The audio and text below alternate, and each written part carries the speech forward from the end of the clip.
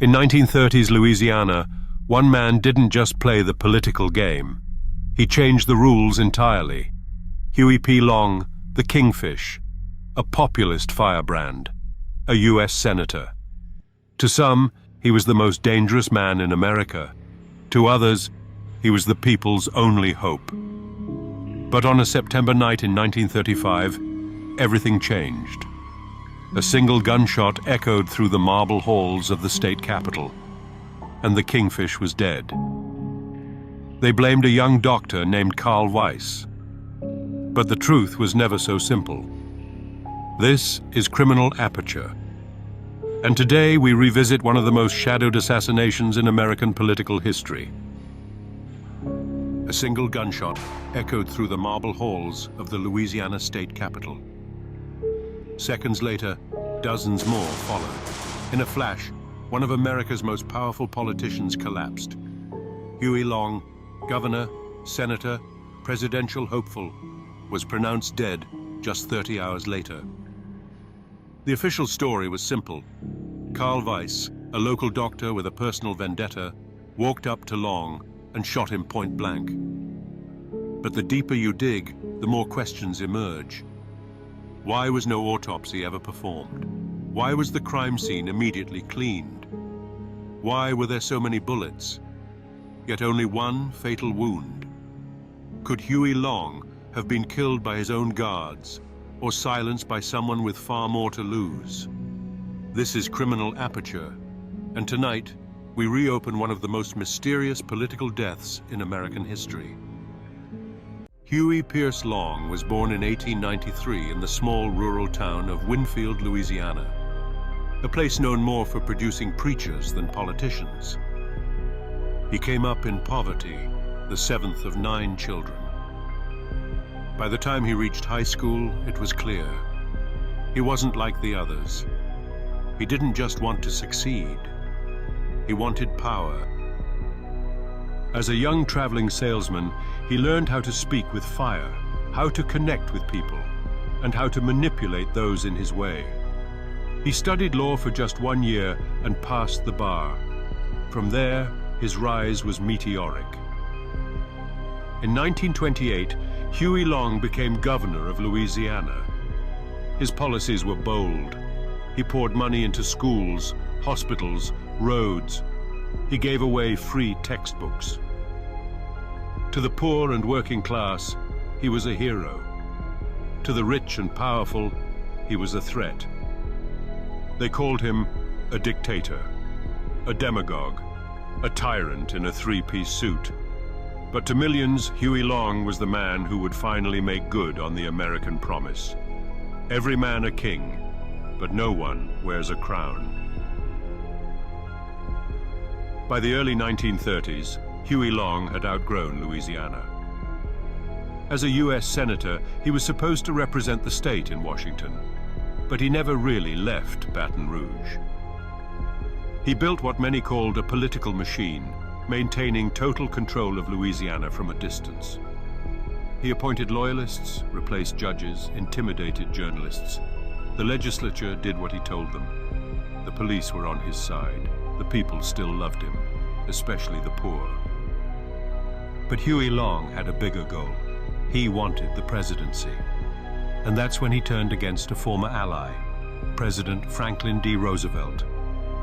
In public, he praised FDR's New Deal. Behind closed doors, he plotted how to destroy it. He called the New Deal a betrayal of the people. He said it wasn't radical enough. And so, he launched his own program, Share Our Wealth. It proposed a maximum income, a guaranteed basic income, free college, pensions, healthcare, and home ownership for every family. The rich were outraged. The White House took notice. And the press began to treat Long as more than just a Southern curiosity. He was now a national threat. Huey Long didn't just make enemies in Washington. Back home in Louisiana, the old money elite, judges, oilmen, lawyers, watched with horror as Long dismantled their networks of power. One of them was Judge Benjamin Pavey, a respected and conservative district court judge. Long wanted Pavey gone, and not by vote, by redistricting. He drafted a plan to redraw the boundaries of Pavey's district, essentially removing him from the bench without an election. Pavey's family was furious. His son-in-law, Dr. Carl Austin Weiss, a 29-year-old Baton Rouge physician, took it personally. By all accounts, Weiss was calm, educated, and non-violent. But in the final days of Huey Long's life, something changed. Weiss reportedly began visiting the Capitol building frequently. Some said he looked agitated. Others claimed he had tried to speak with Long before. Then came September 8, 1935. The day everything changed. It was a warm Sunday night, September 8, 1935. Inside the Louisiana State Capitol, Huey Long had just finished a session with the state legislature. He walked through the marble corridors, flanked by a dozen bodyguards, all hand-picked, loyal, and heavily armed. As Long neared a corridor by the governor's office, Dr. Carl Weiss appeared. The accounts vary from there. Some say Weiss stepped forward and shot Long once in the abdomen with a small pistol. Others say there was no gun, that Weiss simply approached to speak or confront him. Long staggered backward, clutching his side. In the next instant, his bodyguards opened fire. Over 60 rounds were fired in a matter of seconds. Carl Weiss's body was riddled with bullets. He died instantly. Huey Long, bleeding internally, was rushed to the nearby hospital, a hospital he had built himself. Surgeons operated, but complications set in. He died 30 hours later on September the 10th, 1935. He was 42 years old. Louisiana was thrown into chaos. The man who had run the state like a king, who had just weeks before told aides he would win the presidency, was gone. The press labeled it an assassination. Weiss was immediately painted as a madman, a killer, a family man turned rogue. But cracks in the official story appeared almost instantly. No autopsy was ever performed on Huey Long. The crime scene was cleaned within hours. The pistol allegedly used by Weiss was never definitively linked to the bullet in Long's body. And despite the chaos, not one of Huey Long's bodyguards was injured. Suspicion began to spread. Had Long really been shot by Weiss, or had his own bodyguards accidentally, or deliberately, killed him in the chaos? Within days of Huey Long's death, cracks began forming in the official narrative. First, the alleged murder weapon, a small Belgian-made pistol, was never conclusively tied to Carl Weiss. The bullet that killed Long was never forensically matched to that gun. And remember, Weiss was a respected physician, married with a newborn son. He had no history of violence, no political office, no extremist behavior. His family, friends, and patients were stunned by the accusation. Some eyewitnesses said he had no gun. Others said he may have simply slapped Long, not shot him. The hallway was crowded. There was no clear line of sight for many witnesses. And the bodyguard's reaction, firing more than 60 shots, made the scene unrecognizable. What's more disturbing, none of Long's guards were injured, despite being supposedly shot at point-blank range.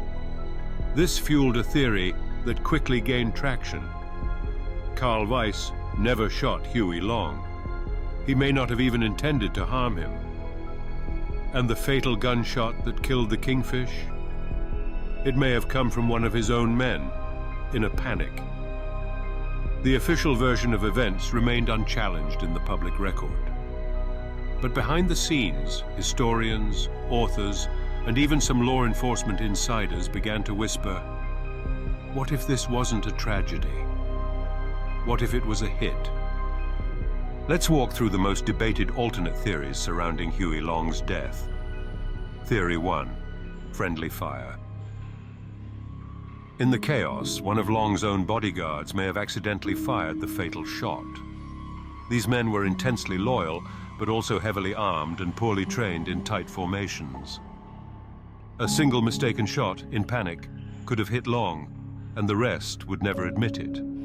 With Weiss conveniently dead, he made the perfect scapegoat. Theory 2. The Weiss setup. Carl Weiss may have only come to confront Long over the treatment of his father-in-law. Perhaps a slap, perhaps a brief argument. But once the guards reacted, he was killed before he could defend himself. His alleged gun? Some believe it was planted after his death. Theory 3. Political assassination. Huey Long had become a threat to the status quo, to President Roosevelt, to corporate interests, even to elements within his own circle. The idea that Long could win the 1936 election or start a third-party movement that split the vote scared powerful people. Could someone have ordered the hit and used Weiss as the cover? To this day, there's no hard proof. But the timing, the silence, the lack of investigation. It all raises more questions than it answers.